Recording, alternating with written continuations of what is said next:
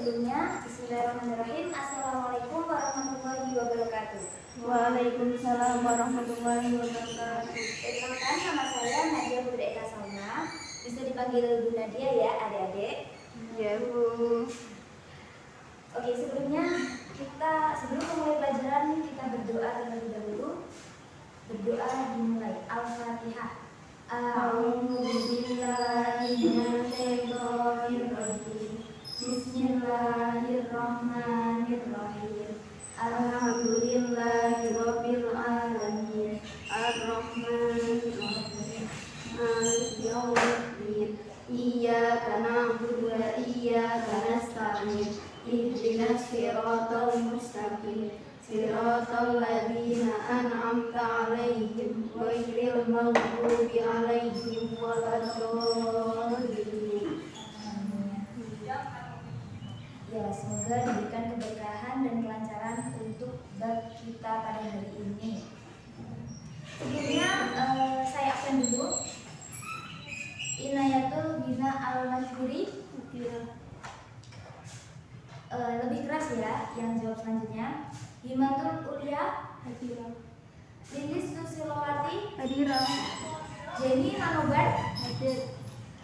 Karina Hadirah. Oke, jadi murid kita hari ini ada 5. Sebelumnya kelas 7 semester 1 ya. Kita pada hari ini akan membahas tentang aktivitas manusia dalam memenuhi kebutuhan. Ini sejenis seperti apa ya? Kita akan membahas pertama kebutuhan, apa itu kebutuhan, kelangkaan, dan tentang ekonomi intinya. Kebutuhan itu apa sih? Yang pertama, kebutuhan. Dibuka LKS-nya.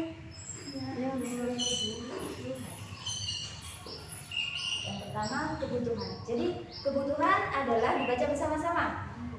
Suatu keinginan manusia terhadap suatu barang atau jasa dan menuntut adanya pemenuhan apabila tidak dipenuhi akan berdampak negatif pada kelangsungan hidupnya. Jadi kebutuhan itu adalah sesuatu yang diinginkan manusia dan ini bersifat pokok. Apabila tidak dipenuhi ini bisa mengancam kehidupannya. Ya, contohnya apa? Contohnya seperti sesuatu yang menjadi kebutuhan, yaitu makanan, sandang, pangan, dan papan. Yang kedua ada kelangkaan. Dibaca bersama-sama. Kelangkaan adalah ketidakseimbangan antara kebutuhan dan alat pemenuhan kebutuhan. Oke, jadi kelangkaan ini suatu barang yang tidak seimbang. Suatu barang yang tidak seimbang di antara kehidupan ini ya. Jadi ini adalah salah satu yang menjadi masalah ekonomi. Selanjutnya ada kebutuhan menurut intensitasnya atau tingkatannya. Ini peta konsep memudahkan kalian ya, bisa ditulis di bukunya masing-masing. Yang pertama menurut intensitas atau tingkatan. Yang kita harus tahunya pertama kali ini ya. Ada kebutuhan primer. Capek banget tulisan. Primer. Kebutuhan primer itu apa? Contohnya Makanan, pakaian, rumah. ya, benar sekali. Jadi kebutuhan primer ini harus dipenuhi ya. Kalau tidak ini bisa mengancam kehidupan kita. Selanjutnya ada kebutuhan sekunder. Kebutuhan sekunder ini contohnya apa aja? Langsung aja ke contohnya ya. Seperti peralatan rumah tangga, ya, dan sebagainya. Jadi suatu rumah kalau nggak ada isinya ya gimana gitu ya, kurang lengkap gitu. Nah ini adalah namanya kebutuhan sekunder atau tambahan itu tadi. Dan yang terakhir ada kebutuhan tersier. Kebutuhan tersier ini apa? Seperti ya itu seperti keinginan kita, bukan itu nggak terlalu penting dalam kehidupan, cuman ya kayak ya keinginan kita. Misalnya contohnya apa? Kita belanja di Shopee, itu contohnya memenuhi kebutuhan tersier. Nah, selanjutnya ada kebutuhan menurut sifatnya. Kebutuhan menurut sifatnya ini ada dua ya, anak-anak. Ada kebutuhan jasmani dan rohani. Kebutuhan jasmani ini seperti apa? Makan, minum, olahraga. Baik, jadi kebutuhan jasmani ini seperti kebutuhan fisik kita ya, seperti makan biar apa? Kenyang. Iya, biar kenyang. Terus olahraga biar sehat dan sejenisnya. Kalau kebutuhan rohani ini lebih ke sesuatu yang tidak terlihat, seperti Makanan. ya kita butuh Tuhan, kita butuh pengetahuan atau pendidikan. Terus kita juga butuh rekreasi atau apa yang namanya biasanya? Healing. Iya, benar sekali, healing. Kita butuh healing ini termasuk kebutuhan rohani. Kebutuhan yang menurut sifatnya rohani. Selanjutnya ada kebutuhan menurut waktu. Kebutuhan menurut waktu ini ada waktu sekarang. Kebutuhan menurut waktu ini ada kebutuhan menurut sekarang, kebutuhan yang harus segera dipenuhi saat ini dan sedang dibutuhkan. Contohnya makanan lagi, minuman lagi, obat untuk orang sakit sekarang dan yang akan datang.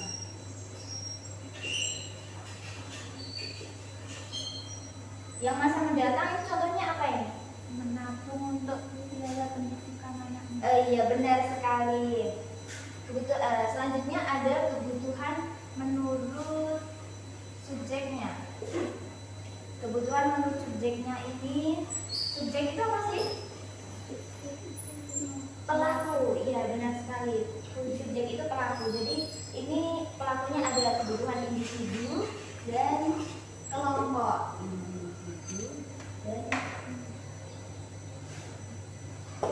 Kelompok. Kebutuhan individu ini seperti makan, minum.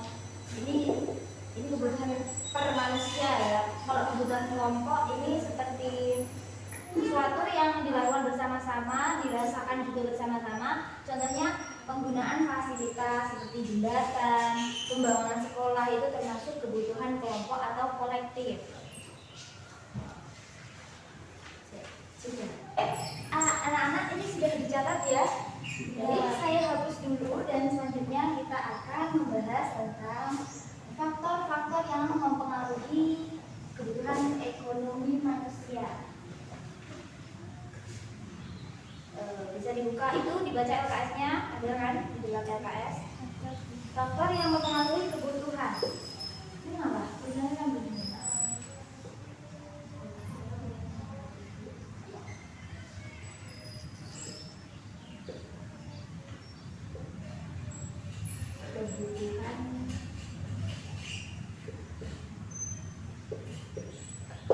Oke, berhubung videonya habis, bisa disimak di LKS-nya ya. Yang pertama itu kan ada apa?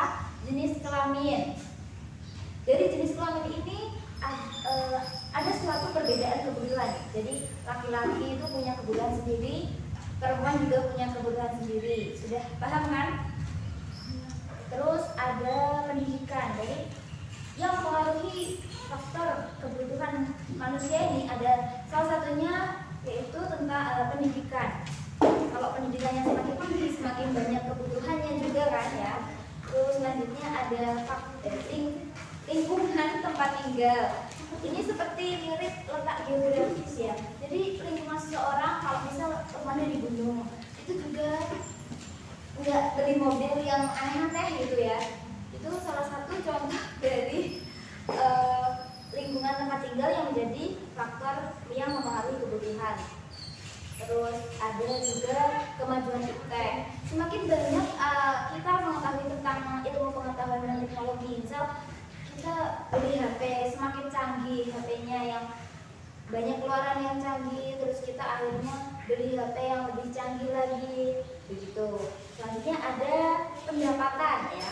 pendapatan ini menjadi salah satu faktor yang mempengaruhi kebutuhan manusia. Semakin banyak pendapatannya, biasanya semakin banyak juga pengeluarannya. Ya, benar sekali. Terus ada juga status sosial. Status sosial ini biasanya orang yang lebih ke profesi gak sih ini? Status sosial lebih ke profesi. Kalau profesinya yang semakin tinggi ini berhubungan dengan pendapatan juga kan ya.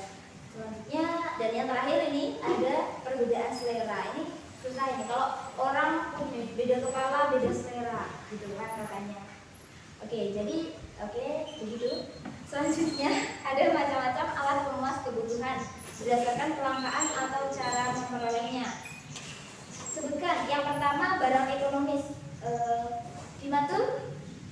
Barang ekonomis contohnya itu yang ada di gambar. Ya, maksudnya barang ekonomis itu gimana sih? Barang ekonomis itu yang tidak seperti itu. Barang ekonomis itu yang dijual, yang diproduksi itu kan. Tidak kok kebutuhan. Barang yang terbatas itu bukan barang tidak hanya ekonomis, namanya langka itu. Dan selanjutnya ada barang bebas, barang yang keberadaannya sangat banyak. Contohnya apa? Ya, terus ya benar. Banjir itu termasuk barang bebas yang banyak air kan. Selanjutnya ada berdasarkan hubungan dengan barang lain. Yang pertama ada barang substitusi atau pengganti, barang yang dapat menggantikan barang lain dengan syarat kegunaannya yang sama. Contohnya apa? Iya benar, lebih keras ya. Terus yang kedua ada barang komplementer, barang yang penggunaannya dapat melengkapi barang lain. Contohnya tidak akan jalan jika tidak ada bensin. Iya benar sekali. Selanjutnya berdasarkan tujuan penggunaannya ini terbagi menjadi dua juga. Ada barang produksi atau yang menjadikan modal, barang yang dapat menghasilkan barang lain. Contohnya lahan, mesin, dan gedung. Jadi ini sesuatu barang yang enggak langsung bisa dipakai dan ini bisa dimanfaatkan untuk memproduksi barang lain begitu. Terus yang kedua barang konsumsi, barang yang dapat digunakan secara langsung atau barang hasil produksi. Contohnya alat tulis, buku, meja, dan kursi. Ya. Selanjutnya berdasarkan proses pembuatannya ini ada 3, barang mentah, barang setengah jadi, dan barang jadi. Barang mentah ini contohnya apa aja? Iya benar, seperti sawit itu juga barang mentah. Nah selanjutnya ada barang setengah jadi. Barang setengah jadi ini seperti sawit yang dibersihkan, dipisahkan gitu. Di Indonesia ada pabriknya di sekitar lahan sawit. Nah tapi mereka mengirimkannya ke luar negeri untuk dijadikan barang jadi, baru begitu. Jadi sebenarnya di Indonesia nggak ada ini pabrik minyak. Jadi minyak itu setengah jadi dikirim ke luar negeri, kemudian masuk ke Indonesia lagi, gitu kan? Pernah dengar kan? Nah, selanjutnya ada barang jadi, barang yang dapat langsung digunakan untuk memenuhi kebutuhan. Contohnya nasi, baju, sabun. Sudah begini. Oh enggak. Kesimpulannya, tulis kan udah. Oke, mungkin ini tadi sudah kita bahas ya, banyak sekali pengetahuan tentang aktivitas manusia yang berhubungan dengan ekonomi manusia. Jadi mungkin ada pertanyaan dari teman-teman, dari adik-adik. Baik, kalau tidak ada pertanyaan, saya Kelasnya jam berapa, Bu? Saya kasih tugas ya. Jadi minggu depan atau pertemuan selanjutnya hari apa? Rabu ya. Itu mencari topik clipping ya. Intinya gitu kan. Di sana banyak orang kan mencari topik tentang ekonomi. Jadi clipping tentang ekonomi gitu. Apapun itu nanti kalau udah dikumpulkan kita analisis bersama-sama begitu ya. Baik, mungkin cukup sekian pertemuan pada hari ini. Sebelumnya kita berdoa bersama dulu untuk mengucapkan rasa syukur dan semoga diberikan keberkahan dalam ilmunya. Berdoa dalam hati mulai.